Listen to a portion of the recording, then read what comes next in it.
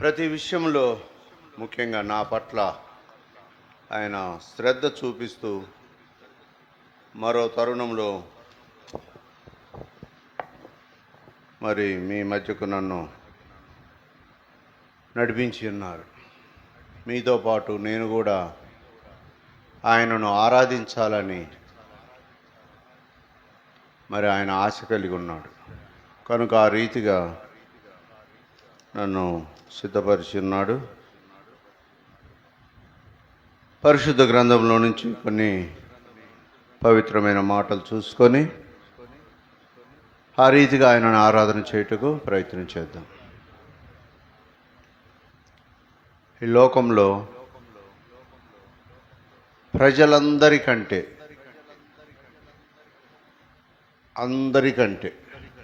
మనం ఎటువంటి వారిమి? మనము ధన్యులం. మనము అందరికంటే ధన్యులం. ఎందుకంటే ఆయన మనల్ని రక్షించుకున్నాడు. మన పాపమును మన నుండి తీసివేశాడు. అటువంటి ధన్యకరమైన స్థలంలో కూర్చోబెట్టాడు. ధన్యకరమైన దేవుణ్ణి ఆరాధించుటకు మనకు అవకాశం కల్పించాడు. అటువంటి ధన్యత్వంతో మనం ఆయనని పూజిద్దాం, ఆరాధిద్దాం. చూడండి, రోమీయులకు రాసిన పత్రిక 6వ అధ్యాయం 20వ వచనం. దయచేసి అందరం కలిసి చదువుకుందాం. రోమీయులకు రాసిన పత్రిక 6వ అధ్యాయం 20వ వచనం. మీరు పాపమునకు దాసులై ఉన్నప్పుడు నీతి విషయమై నిర్బంధము లేని వారై యుండిరి. సహాయం కోసం చిన్న ప్రార్థనలు ఏకీపించండి. మహాపరిశుద్ధుడ, కృపగల నా దేవా, నీ పాదములకు వందనాలు తండ్రి. గడిచిన కాలమంతా కాచి కాపాడి ఈ దినం ఈ రీతిగా ప్రభువైన సీయోనులో తండ్రి నిన్ను ఆరాధించుటకు నన్ను కూడా ప్రభువైన ఉంచి నీ ప్రేమను బట్టి వందనాలు ప్రభా. ముఖ్యంగా ఇక్కడ నిలబడుతున్న నేను బలహీనుండి ప్రభువైన చేతగాని వాడిని తండ్రి. ప్రభువైన నీ ప్రజల ముందు మాట్లాడుటకు నాకు యోగ్యత చాలదు, నాకు శక్తి చాలదు, నాకు బుద్ధి చాలదు, నాకు జ్ఞానం లేదు ప్రభువైన. అయితే నీ పరలోకపు జ్ఞానంతో ఈ సమయంలో నన్ను నింపమని, నీ సన్నిధిని ఇక్కడ ఉంచమని యేసునామమున అడిగి వేడుకొంచున్నాం తండ్రి, ఆమేన్. అందరం కలిసి చదువుకుందామంటే ఎవరు చదవలేదు, నేను ఒక్కరిని చదివినా. కనుక ఇప్పుడు మరొకసారి అందరం చదువుదాం. రాత్రి హెబ్రోను లైవ్ ఎందుకో ఆ సమయానికి ఖచ్చితంగా 4:30కి నేను కొద్దిగా రెస్ట్ తీసుకొని లేచి ఫోన్కి వెళ్ళి చూద్దును కదా, అది లైవ్ వచ్చింది, ఏమంటే స్పాట్ వచ్చింది. సరే దాన్ని అలాగే పడుకొని నొక్కితే ఆయన చెప్పిన మొట్టమొదటి మాట, పాటలు పాడేటోళ్ళు చెప్పే మాట ఏంటంటే కొద్దిగా ముందుకు జరగండి అన్నారు. వాళ్ళు ఎవరూ జరగలేదట్టుంది, నాకేం అవుపడలేదు. లైవ్ మళ్ళీ అటు కెమెరా టర్న్ అటు అవ్వలేదు కదా, నాకు తెలియదు, వీళ్ళు అవుపడుతున్నారు. సరే మరొక నిమిషానికి అని అన్నాడు, చెప్పినందుకన్నా ఒక్కడుగన్నా ముందుకు వేయొచ్చు కదా అన్నాడు. పాపం ఎవరు వేయలే, బ్రూనోళ్ళే మాట వినట్లేదు, ఇక మనమే వింటాంలే. కానీ సరే చూడండి, రోమీయులకు రాసిన పత్రిక 6వ అధ్యాయం 20వ వచనం. మరొకసారి అందరం కలిసి చదువుదాం. మీరు పాపములకు దాసులై ఉన్నప్పుడు నీతి విషయమై నిర్బంధం లేని వారై ఉండిరి. మీరు పాపమునకు దాసులై ఉన్నప్పుడు అంట నీతి విషయంలో ఎలా ఉన్నారు? నిర్బంధము లేని వారై ఉన్నారంట. నిర్బంధం అంటే ఒక కట్టడి, ఒక కట్టుబడి, ఒక నిబంధన, ఒక చట్టము, ఒక ఆజ్ఞ, ఒక పద్ధతి, అటువంటి అలా ఆ రీతిగా లేని వారిగా ఉన్నామంట. దేని విషయంలో? నీతి విషయమై. దేని విషయంలో మరి నిర్బంధం కలిగి ఉన్నాం? దేని విషయంలో ఆసక్తి కలిగి ఉన్నాం? పాపము విషయంలో. అటువంటి లేని వారిమై, నిర్బంధం లేని వారిమై యుండిరి. 18వ వచనం చూడండి. ఇదే రోమీయులకు రాసిన పత్రిక 6వ అధ్యాయం 18వ వచనం. పాపం నుండి విమోచింపబడి నీతికి దాసులైతిరి. ఇప్పుడు నీతికి దాసులైతే ఉంటుంది. ఇందాకనేమో నీతికి మనము నిర్బంధము అంటే ఒక సమూహంలో, ఒక కట్టడిలో, ఒక పద్ధతిగా ఉండలేకపోయాము. ఇప్పుడు నీతికి ఎలా ఉన్నాము? దాసులముగా ఉన్నాము. 23వ వచనం చూడండి.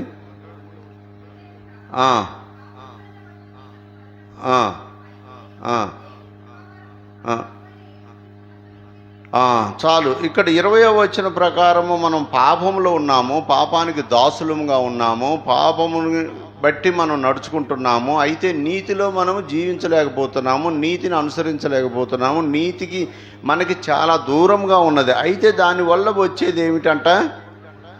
మరణము. దేనివల్ల? పాపము వల్ల వచ్చు జీతము మరణము. అయితే మనము పాపానికి దాసులము, అయితే మనము మరణించలేదు. మనం ఇప్పుడు మరణించామా? ఒకానొకప్పుడు ఎవరిమి? మనము పాపులము, నీతికి దూరస్తులము, నీతికి నిర్బంధం లేని వారిమి. మరి అయితే ఈ దినము పాపంలో చనిపోకుండా, పాపంలో ఉండకుండా పవిత్రమైన ఈ సియోనులో పవిత్రుడైన ఆ దేవుణ్ణి ఆరాధించుటకు మనం ఉన్నామంటే ఆ పాపం ఏమైంది? ఆ పాపం ఎక్కడుంది? ఆ పాపం ఇప్పుడు మనలో లేదు అంటే ఒకప్పుడు ఉన్నది. నేను నిన్న చొక్కా వేసుకొని హైదరాబాద్కు పోయి మళ్ళీ అదే చొక్కాతో హైదరాబాద్ నుంచి మళ్ళీ మిర్యాలగూడెం వచ్చేటప్పుడు నా చొక్కా మీద అక్కడక్కడ మరకలు, అక్కడక్కడ మా ఇంట్లో ఒక చిన్న కుక్క పిల్ల ఉంది, అది ఎక్కింది, అది మట్టి అంటించింది, అదంతా నాకు అవుపడుతుంది చిన్న చిన్న మరకలుగా. అలా చూసినప్పుడు దాన్ని నేనేం చేశాను, ఈరోజు ఆ మరకలు లేవు. ఈరోజు మళ్ళీ మంచం మీద మడత పెట్టి ఉంచబడిన ఆ షర్టును నేను చూసుకుంటే మరకలు లేవు. ఏం జరిగింది? ఈలోగా అది ఉతకబడింది, అది శుభ్రం చేయబడింది, అది కడగబడింది, అది ఒక సబ్బుతో రుద్దబడింది. అందుకని దాని మీద మరకలు లేవు. ఇప్పుడు మన పాపము నీతి విషయంలో నిర్బంధం లేని వారిగా, పాపం విషయంలో నిర్బంధము కలిగిన వారిగా మనం ఉన్నాము. అయితే అటువంటి పాపం ద్వారా మానవులమైన మనము, మనుషులమైన మనము, పాపాత్ములమైన మనము చనిపోవాలి బైబిల్ ప్రకారము.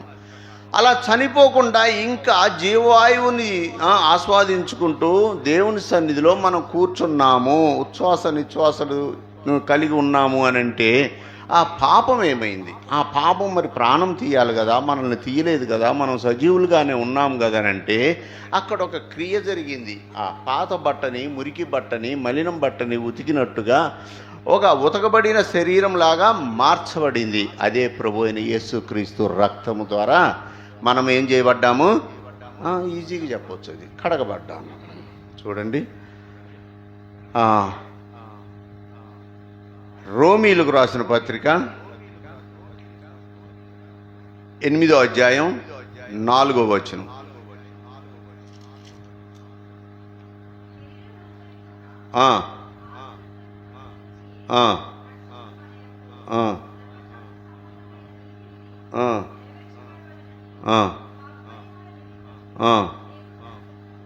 పాప పరిహార నిమిత్తము దేవుడు తన సొంత కుమారుని పాప శరీరాకారముతో పంపి ఆయన శరీరమందు పాపమునకు శిక్ష.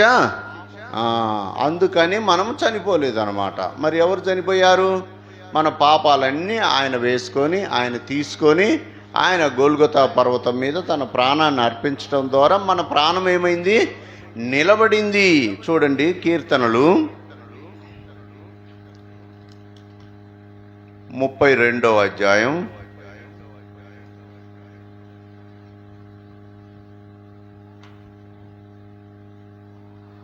1వ వచనం.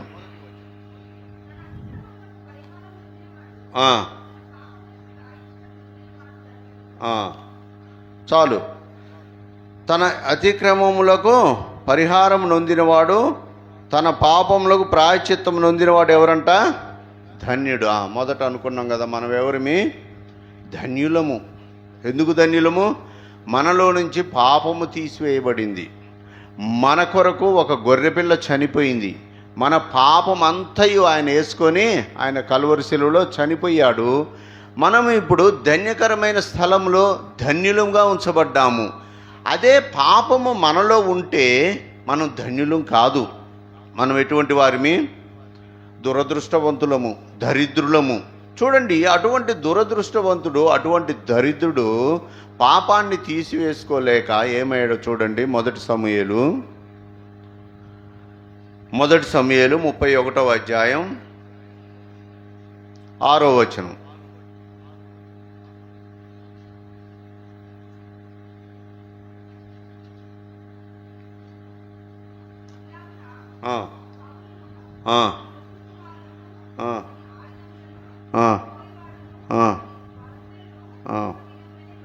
చాలు. ఇక్కడ ఎవరు చనిపోయారంట? సౌలు చనిపోయాడు, అతని 3 కుమారులు చనిపోయాడు, అతని ఆయుధములు మోయివాడు కూడా ఒక్క దినమునే చనిపోయారంట. చూడండి ఇక్కడ 4వ వచనం చూడండి. సున్నతి లేని వీరు వచ్చి నన్ను పొడిచే అభాష్యము చేయకుండానట్లు నీ కత్తి దూసి దాని చేత నన్ను పొడవుమని తన ఆయుధములు మోయివానితో చెప్పగా అతడు భయము చేత అలాగూ చేయనొల్లకుండెను. కనుక సౌలు తన కత్తి పట్టుకొని దాని మీద పడెను. సౌలు మరణమాయనని అతని ఆయుధములు మోయివాడు. ఇక్కడ ఏమయ్యాడు? సౌలు ఏమయ్యాడు? మరణించాడు. ఇప్పుడు సౌలు అనేవాడు ధన్యుడు కాదు. సౌలు అనేవాడు దురదృష్టవంతుడు.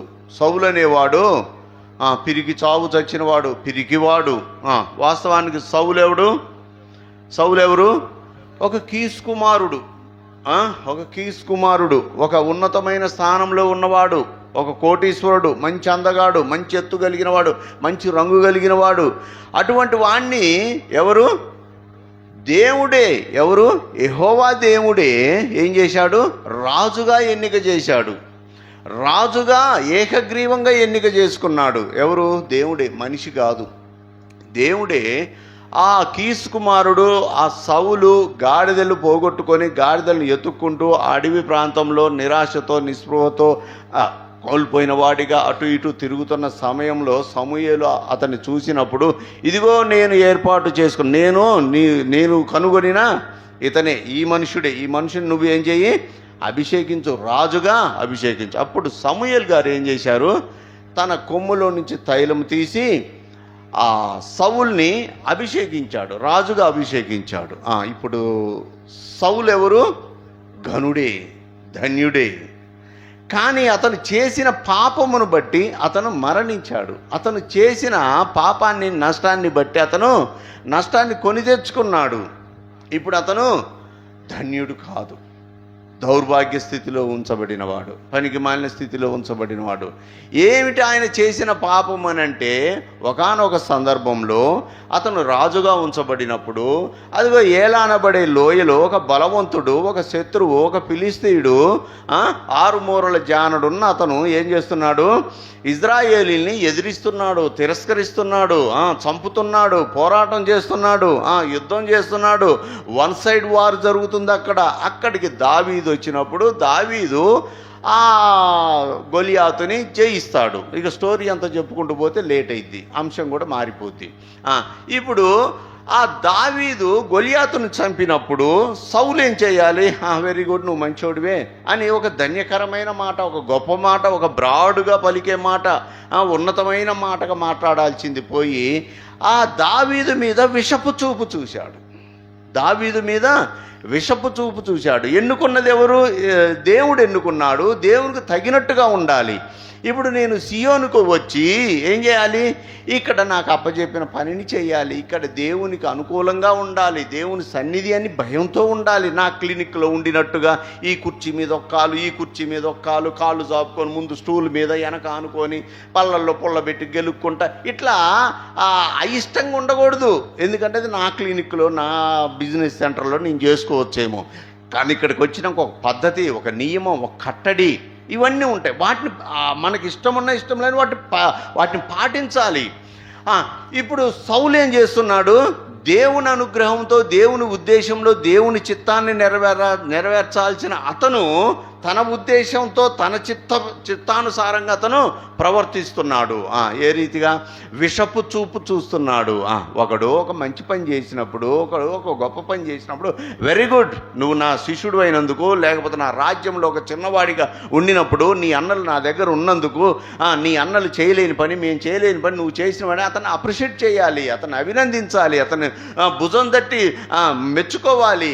లేకపోతే ఇంకా గొప్పగా చెప్పుకోవచ్చు, ఇతనికి నేనే ట్రైనింగ్ ఇచ్చే, ఇతను ఇతనికి ఇలా వేయి బాణం, ఇలా వేయి ఆ రాయి, ఇలా తిప్పు ఆ ఒడిశాలని ఏదో డాప్సర్ చెప్పుకోవచ్చు, తప్పులేదు. అతని శిష్యుడే గెలిచిండు కాబట్టి, అతను వాడే గెలిచిండు కాబట్టి, అతని జనాంగమే గెలిచింది కాబట్టి ఆ రీతిగా ఏదో చెప్పుకొని తర్వాత తను గన్మెన్గా పెట్టుకోవచ్చు, పక్కన ఉంచుకోవచ్చు. ఆ రీతిగా చేయకుండా సౌలు ఏం చేశాడు, దావీదు మీద, దేవుని సన్నిధి ఉన్నవాడి మీద ఏం చేశాడు, విషపు చూపు చూశాడు. ఆ విషపు చూపు చూసి అంతటితో వదలకుండా ఏం చేశాడు, అతన్ని చంపాలని ఆలోచన చేశాడు, అతన్ని చంపేందుకు ప్రయత్నాలు చేశాడు, చంపేందుకు జనాన్ని ఆయత్తపరిచాడు, జనాన్ని సమూహపరిచాడు, జనాన్ని చైతన్యపరిచాడు, జనాన్ని ఆశ పెట్టాడు. ఇగో అతన్ని పట్టుకొని ఇస్తే, ఎలా చంపైనా ప్రాణంతో అయినా పట్టుకొని ఇస్తే నేను ఈ ధనం ఇస్తాను, ఇట్లా ఇవన్నీ ఇస్తాను కండిషన్లు ఆశలు పెట్టాడు.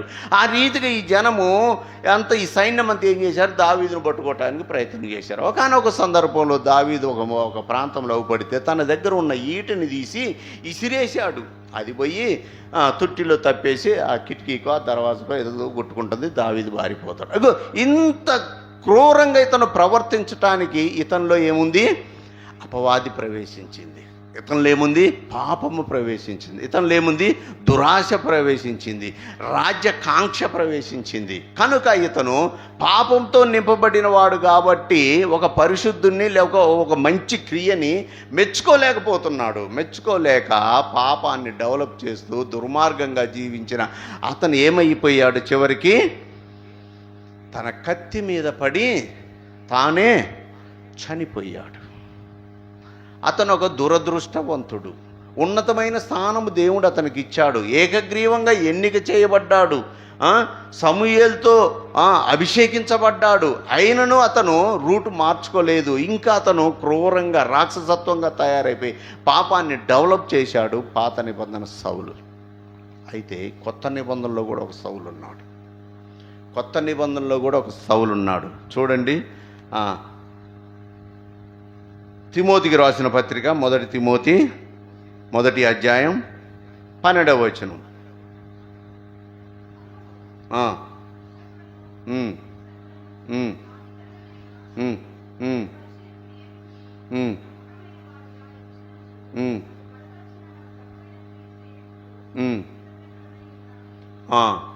చాలు చూడండి, ఇక్కడ కొత్త నిబంధనలో ఒక సౌలు ఉన్నాడు. ఇతనెవరు? ఇతను కూడా ఒక దూషకుడే, ఒక హింసకుడే, ఒక హానికరుడే. ఇతని అడుగులంట ఎక్కడికి వెళ్తున్నాయి? చూడండి, 8వ అపోస్తల కార్యంలో 8వ అధ్యాయం 3వ వచనం.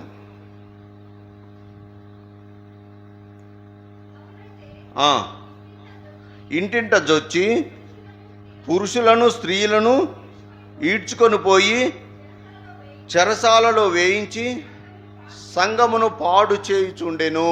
చూడండి, ఇతని పేరు కూడా సౌలు.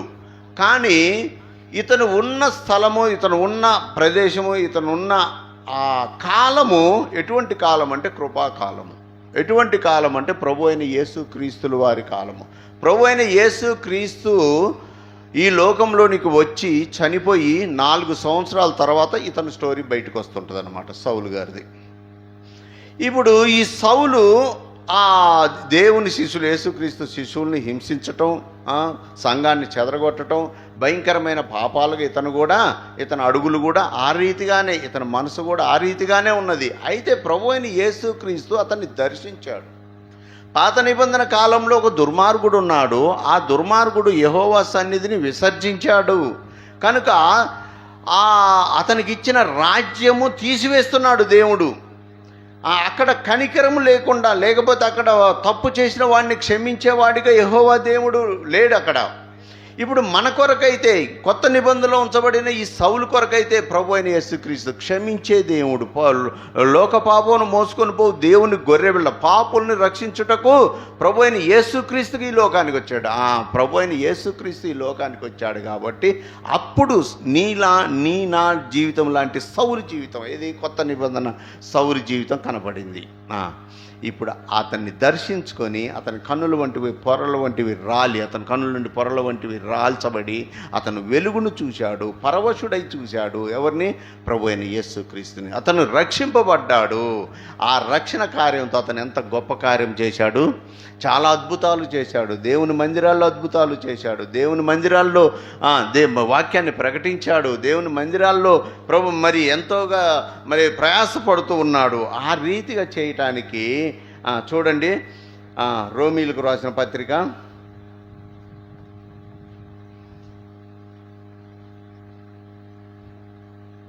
8వ అధ్యాయం 4వ వచనం.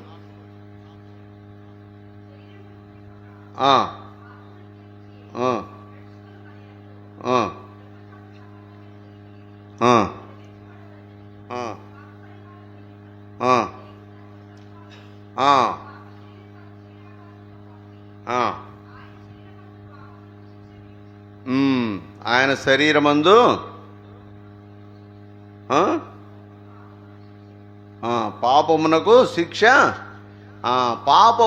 శిక్ష విధించాడు కాబట్టి ఎవరికి? ఆయన శరీరమందు. ఎవరు ఆయన? ప్రభు అయిన యేసుక్రీస్తుల వారి శరీరమందు పాపానికి. ఎవరి పాపానికి?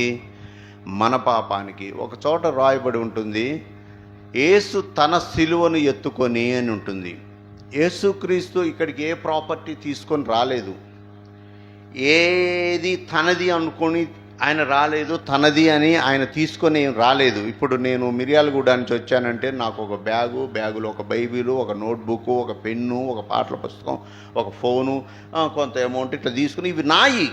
ఎవరన్నా గుంజుకుంటే నేను గొడవ పెట్టుకోవటానికి సిద్ధమే, నేను ఇష్టపడను. మరి ఆ రీతికి ఇవి నాయన్ని చెప్పుకోగలను, మళ్ళీ అవి తీసుకొని వెళ్ళగలుగుతాను. ప్రభు అయిన యేసుక్రీస్తుల వారు ఈ లోకంలోనికి వచ్చినప్పుడు కూడా తన సిలువనే వెంట పెట్టుకొని రాలేదు. అక్కడ రాయబడి ఉంది, తన సిలువను ఎత్తుకొని తను గొల్గొతా పర్వతం దగ్గరికి వెళ్ళాడు. కొట్టబడుతూ, తిట్టబడుతూ, నెట్టబడుతూ, ఈడ్చబడుతూ. ఎవరిది మరి ఆ సిలువ? ఎవరిది? తనది కాదు, యేసు ప్రభుల వారిది కాదు. ఆయన ఏం తెచ్చుకోలేదు, ప్యాక్ చేసుకొని ఏం చేయలేదు. మరి ఎవరిది?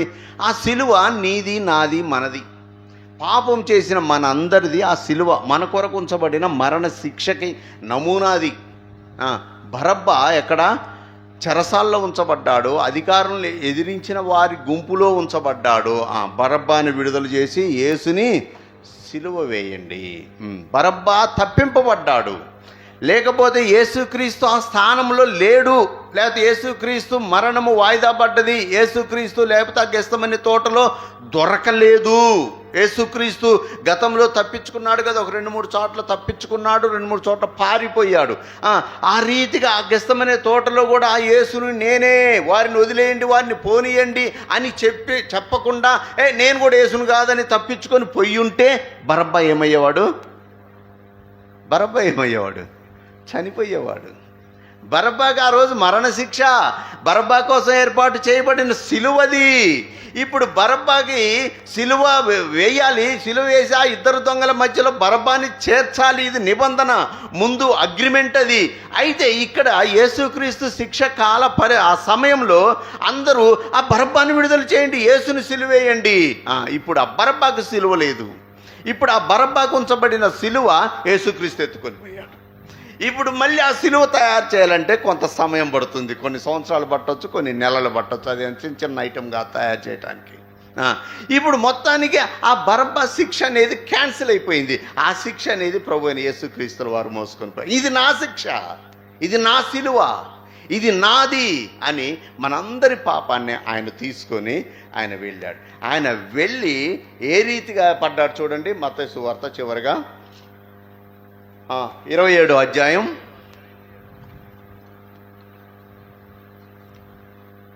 13వ వచనం.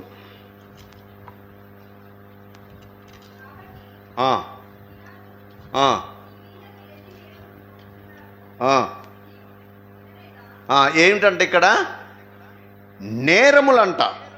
నేరములు, ఎన్ని నేరములు మోపుతున్నారో నీ వినలేదా? అక్కడ ఏం చేశారు? నేరాలు మోపారు. ఎవరి మీద? ప్రభు అయిన యేసుక్రీస్తు మీద. ఆయన నేరాన్ని వెంటబెట్టుకొని రాలేదని ఇందాక చెప్పాము. ఆయన ప్రాపర్టీ ఏమీ లేదు, ఉట్టిగానే వచ్చాడు. పాపము కోసం, పాపమును తీసివేయటం కోసం ఆయన వచ్చాడు. లోక పాపను మోసుకొని పో దేవుని గొర్రెపిల్లగా అతను వచ్చాడు, అంతే. ఇప్పుడు నేరం వచ్చేసింది. ఈ నేరం ఎవరిది? నీది, నాది, మనందరిది. మనం పోయాల్సిన నేరము ఆయన మోసుకున్నాడు. ఆయన మీద పడ్డది ఆ నేరము. తర్వాత 27, 26, 27 అధ్యాయం 26 వచనం. అదే మత్తయి సువార్త.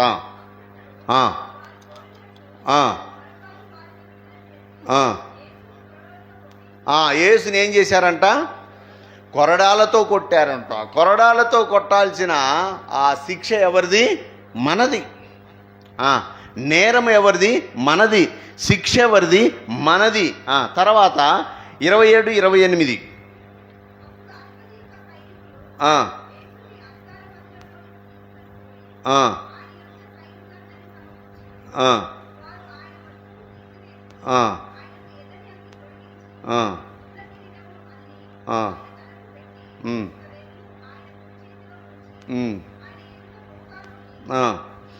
యూదుల రాజా నీకు శుభమని ఆయనను అపహాసించి. కొంతమంది యూదులగూడెంలో, మా మిర్యాలగూడెంలో కొంతమంది ఏమంటారు, సరే నేను ఇట్లా వాక్య పరిచయలో ఉంటున్నాను, ఇట్లా దైవ సేవకులను వెంబడిస్తున్నాను, ఇట్లా ప్రార్థన పోతున్నాను, వాళ్ళు హెచ్చడికి ఏమంటారు తెలుసా? ప్రైజ్ లార్డ్ అయ్యగారు, ప్రైజ్ లార్డ్ అయ్యగారు. వాడు ఏమంటుండు? వాడు కావాలని భయంతో, భక్తితో అనేది కాదు, అది హేళన చేస్తుండు, హెచ్చడి చేస్తుండు. ప్రైజ్ లార్డ్ అయ్యగారు అంట. సరే, వాడు అంటంలో సరే మేలే, కానీ వాడు అనే ఉద్దేశం వేరనమాట. ఇప్పుడు ఇక్కడ కూడా అతను నిజంగా యూదుల రాజే. వీళ్ళు ఏమంటున్నారు? ఆయనను అపహాస్యిస్తున్నారట. 31 వచనం. ఆయనను అపహాస్యిస్తున్నారంట. మొదటిది ఏం చూసినా, నేరం మోపారు, కొరడాలతో కొట్టారు, అపహసించారు. తర్వాత 27, 40.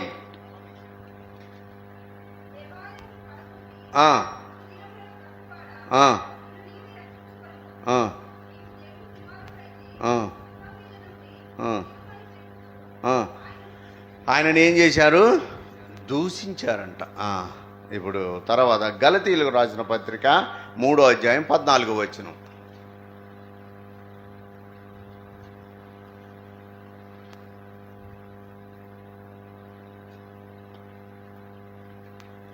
గలతీయులకు రాసిన పత్రిక 3:14.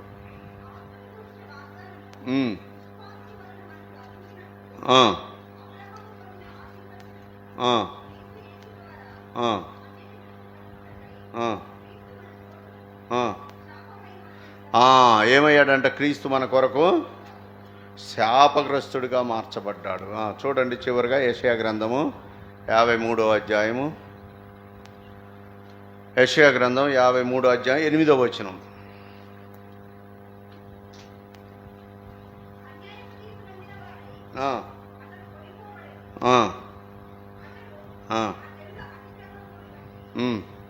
మొత్తబడిను. అతను ఏం చేశాడు?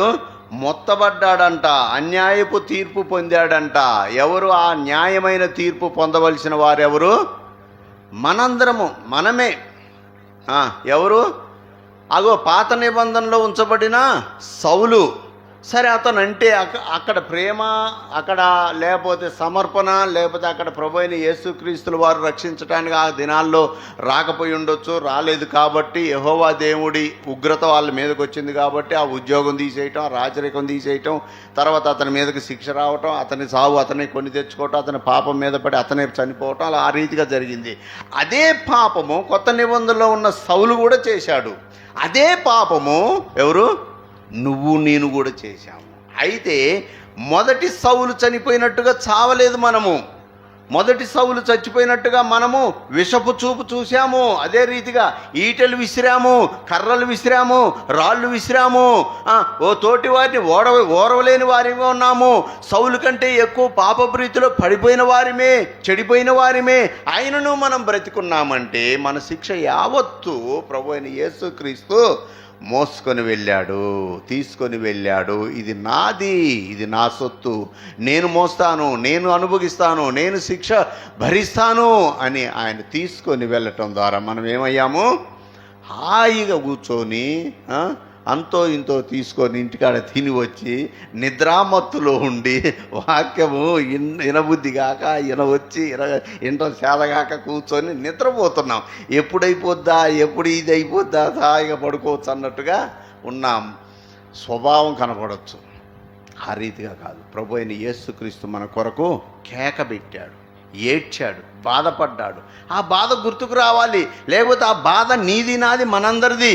నేను నేరాలు చేసేటప్పుడు ఒక్కొక్క సందర్భంలో పోలీసుల నుంచి తప్పించుకుపోయినప్పుడు అమ్మయ్యా, పోలీస్ స్టేషన్లో పోయినప్పుడు నాకు శిక్ష పడుద్ది, నన్ను శిక్షిస్తారు, నన్ను కొడతారు. ఆ దినాల్లో పోలీసులు కొట్టేదన్నమాట. నా పీరియడ్లో ఉన్నప్పుడు పోలీసులు ఏమి కొట్టేది, చేతులు సాపరాన్ని చేతులు కొట్టేది, చేతులు ముడిస్తే కీళ్ళ మీద పడేది, తిప్పి కొట్టేది. రాముల నాయక్ గంగాధర్ వారు అయితే భయంకరంగా చిత్రహింసలు పెట్టేది. ఇట్లా పడుకోబెట్టి లాఠీని పెట్టి ఆ బూటు కాళ్ళతో ఇలా రోలింగ్ చేసేవారు, పూరీకరణ వచ్చినట్టుగా.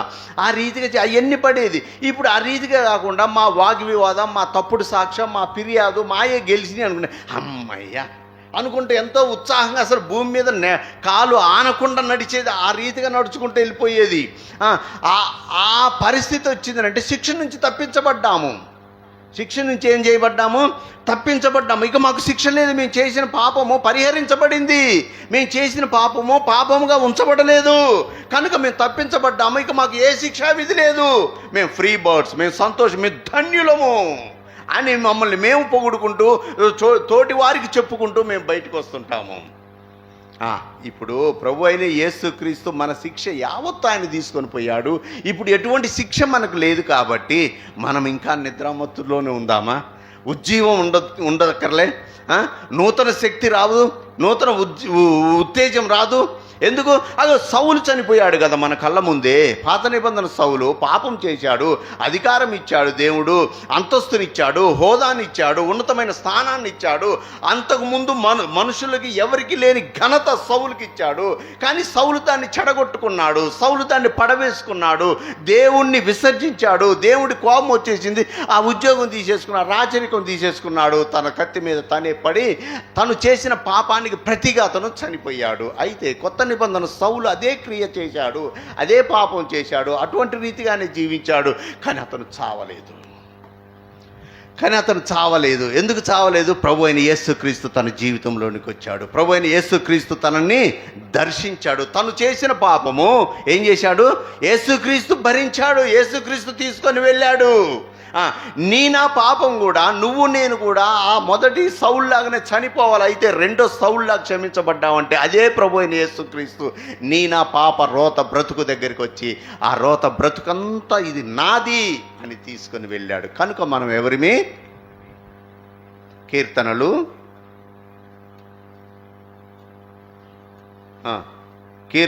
32 అధ్యాయం 1 వచనం.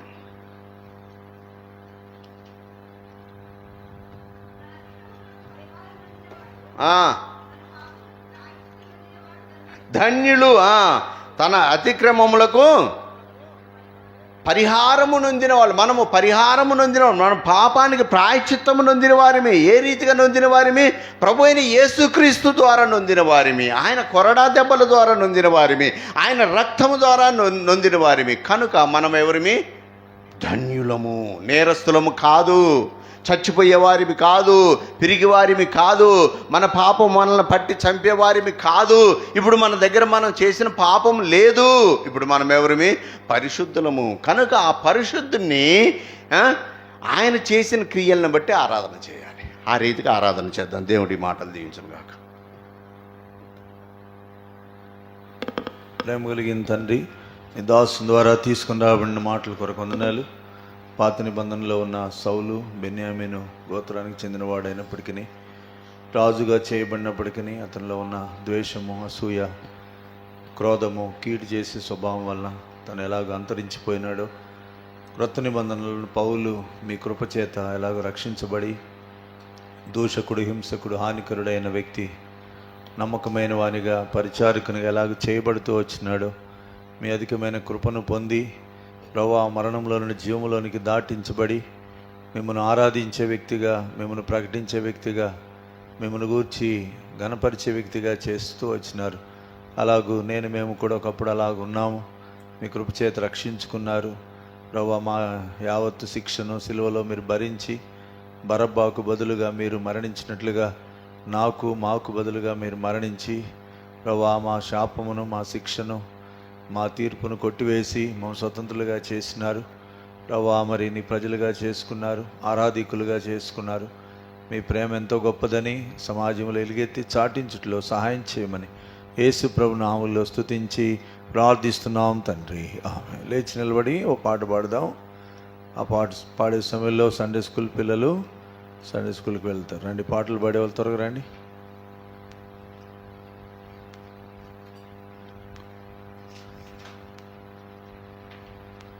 నూట 140వ పాట చిన్న పాటల పుస్తకాల్లో పాట సంఖ్య 140. మొదటి 2 వచనాలు మాత్రం పాడదాం. ఆనందముతో స్తుతించెదము ప్రభు యేసు పాదముల పూజింతుము.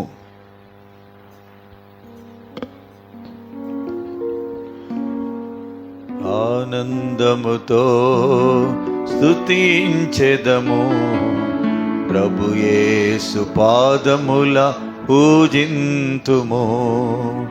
ఆనందముతో స్తుతించెదము ప్రభు యేసు పాదముల పూజింతుము. మరణాంధకార లోయలోన సాతాను చెరలో నేనుండగా, మరణాంధకార లోయలోన సాతాను చెరలో నేనుండగా, తప్పిపోయిన నన్ను వెదకి రక్షించి నీ ఘనత కొరకై ఏర్పరచితివి. తప్పిపోయిన నన్ను వెదకి రక్షించి నీ ఘనత కొరకై ఏర్పరచితివి. ఆనందముతో స్తుతించెదము ప్రభు యేసు పాదముల పూజింతుము. ఆనందముతో స్తుతించెదము ప్రభు యేసు పాదముల పూజింతుము. విలువైన ప్రేమ అనుపరచితివి, నా ఘోర పాపములు క్షమించితివి. విలువైన ప్రేమ అనుపరచితివి, నా ఘోర పాపములు క్షమించితివి. ప్రభు క్రీస్తు సన్నిధి నిత్యము నుండు ఆశను నాకెంతో కలిగించితివి. ప్రభు క్రీస్తు సన్నిధి నిత్యము నుండు ఆశను నాకెంతో కలిగించితివి. ఆనందముతో స్తుతించెదము ప్రభు యేసు పాదముల పూజింతుము. ఆనందముతో స్తుతించెదము ప్రభు యేసు పాదముల పూజింతుము.